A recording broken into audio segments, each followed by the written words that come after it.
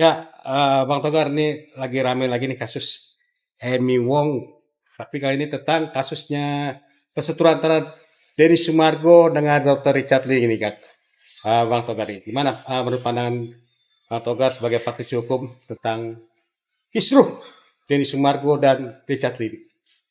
Nah, terkait permasalahan kisru antara pihak Denny Sumargo ataupun Richard Lee, kami melihatnya dari sudut kacamata hukum, di mana kalau terkait masalah anak yang diduga ditampilkan secara utuh wajahnya dan itu menjadi bahan ataupun narasumber yang diangkat di satu program, katakanlah podcast, dengan modus untuk mendapatkan satu keuntungan berupa ekonomi, berupa produk yaitu konten, ataupun menaikkan pemirsa ataupun viewer, jelas itu dilarang.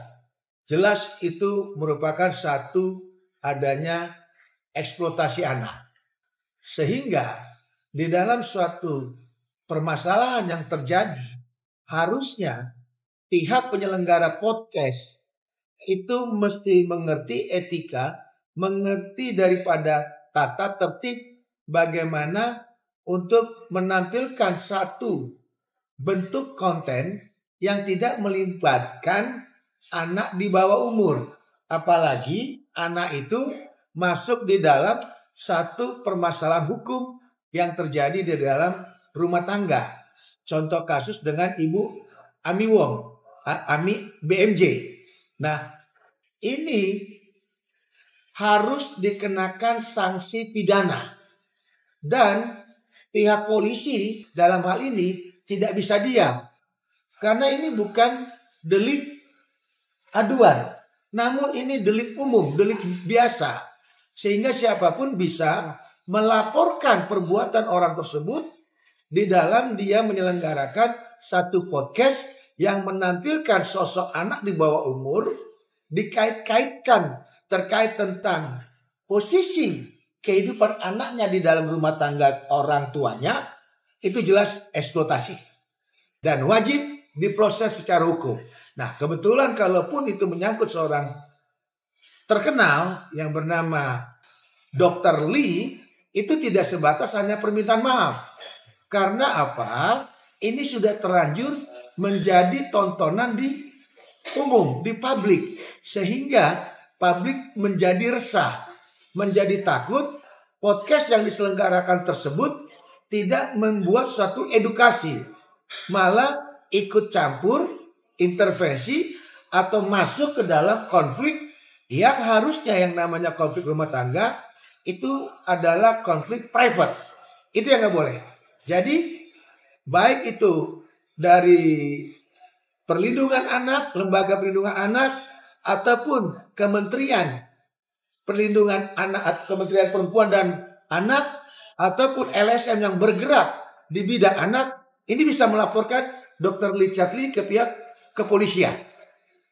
Yang melaporkan siapa ke Bang Togar? Apakah masyarakat atau mungkin ada langsung dari polisinya? Seperti apa nih biar setiap orang, karena ini delik umum, delik biasa. Tadi yang seperti saya bilang, karena ini bukan delik aduan, delik umum, delik biasa. Siapapun lembaga, masyarakat, siapapun masyarakat, apalagi polisi, itu bisa majukan Dr. Richard Lee dengan laporan A, termasuk juga praktisi atau pemerhati anak. Itu yang memang bisa berhak melaporkan. Terutama terkait undang-undang yang mengatur tentang eksploitasi. Di mana kita tahu undang-undang ini, terutama Undang-Undang 35 tahun 2014, perubahan atas Undang-Undang nomor 23 tahun 2002 tentang perlindungan anak, ini benar-benar itu mengawasi, menjaga daripada anak tersebut tidak boleh hak-haknya dieksploitasi baik secara ekonomi ataupun secara seksual. Ini kan terkait masalah ekonomi. Kenapa ekonominya? Dengan menampilkan anak itu, viewernya jadi banyak, kontennya jadi menarik. Siapapun akan mau menonton. Nah itu. Jadi tidak cukup hanya dengan kata maaf. Proses dan segera tentukan penetapannya kepada Dr. Richard.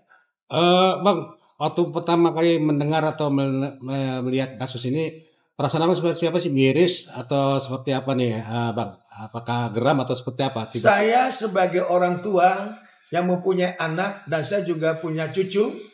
Kebetulan saya sudah kakek punya cucu. Dan apalagi saya sebagai seorang praktisi hukum, melihat tontonan podcast dari Richard Lee, saya kaget dan saya sangat sayangkan. Dan bahkan itu dibiarkan tanpa ada orang yang mengintervensi atau memberhentikan. Bahkan tidak heran seorang AMI BMJ dia minta agar jangan anaknya dieksploitasi, wajahnya ditampilin. Itu kan suatu permintaan. Kenapa orang-orang yang ditunjuk sama negara terkait masalah punya hak untuk menjaga anak diam saja? Ini yang saya bingung. Di situ ada KPAI, itu ada lembaga-lembaga pemerhati anak, ada juga dari pemerintah sendiri, yaitu Kementerian Wanita dan Anak. Kenapa diam saja? Ini yang kita sangat sayangkan. Atau pihak kepolisian lah. Pihak kepolisian kan ada bagian PPA, yaitu segera proses Richard Lee. Itu yang kita pengen. Karena bagian kita sebagai praktisi hukum, sebagai masyarakat yang mempunyai anak, ataupun yang mempunyai cucu kayak saya, takut anak saya atau cucu saya diduga akan dieksploitasi kalau suatu saat ada konflik permasalahan itu. Kalau misalnya dilaporkan, misalnya akan bisa dikenakan pasal berapa dan ancamannya kira-kira Nah berapa? itu tadi kalau terkait masalah eksploitasi ini, nanti itu ada di undang-undangnya sendiri. Yang tadi saya bilang di dalam Undang-Undang Perlindungan Anak. Nah di dalam Perlindungan Anak di sini, yaitu diatur di Undang-Undang 35 tahun 2014, perubahan Undang-Undang nomor 23 tahun 2002.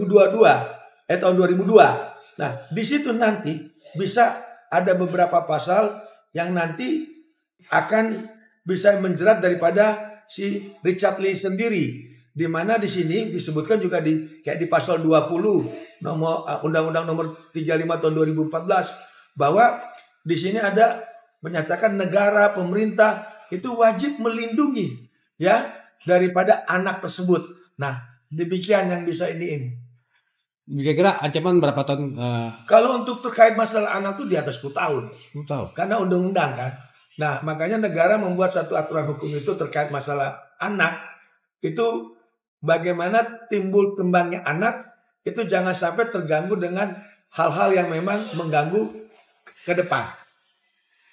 Bang, ada yang bilang juga nih ada karena pesanan dugaan Bang.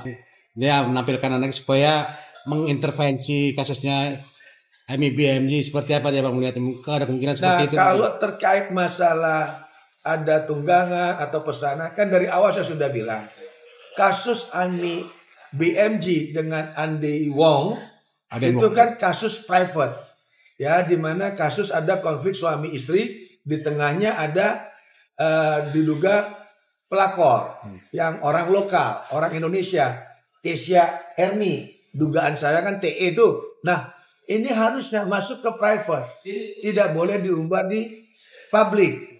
Nah, ternyata sekarang jadi konsumsi di publik. Itu yang kita sangat sayangkan. Apalagi pada saat itu masuk podcast yang dibuat oleh Richard Lee untuk anak daripada Ami ataupun Aden Wong. Dan di situ jelas bahwa kalau memang itu dia netral, dia tidak akan pernah mau menerima anak itu tampil di podcastnya. Dan saya yakin ini hanya semacam pembiasan, artinya bias, agar pokok permasalahan terkait laporan Ami di Polda Metro Jaya ataupun di pengadilan negeri di pengadilan perdata Singapura yang sudah sedang berjalan, ini sengaja dialihkan kemana-mana, baik itu terkait anak, baik itu terkait asuransi, baik itu terkait dibilang anaknya menggores-gores, itu kan goreng-goreng dari pihak yang memang tidak ingin pihak Polda Metro atau pihak kepolisian fokus kepada kasusnya. Demikian juga pihak imigrasi, dari awal kan sudah bilang, terkait warga negara yang buat heboh di negara kita, itu polisi bisa koordinasi dengan imigrasi untuk mencekal atau mendeportasi orang ini gitu loh. Bang, mungkin saya tegaskan lagi, Bang. Mungkin Richard Lee ini tidak maaf bagimu atau gimana? Seperti apa nih, Bang? Kalau dari Tadi seperti saya bilang bukan karena kita ada satu masalah dengan Richard Lee, tapi ini amanah undang-undang. Bahwa amanah undang-undang terkait masalah eksploitasi anak itu sangat dilarang.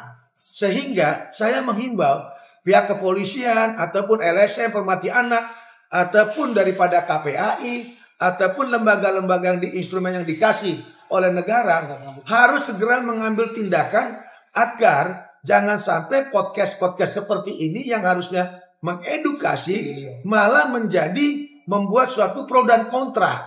Apalagi kalau suatu kasus kan semua bermuara di pengadilan.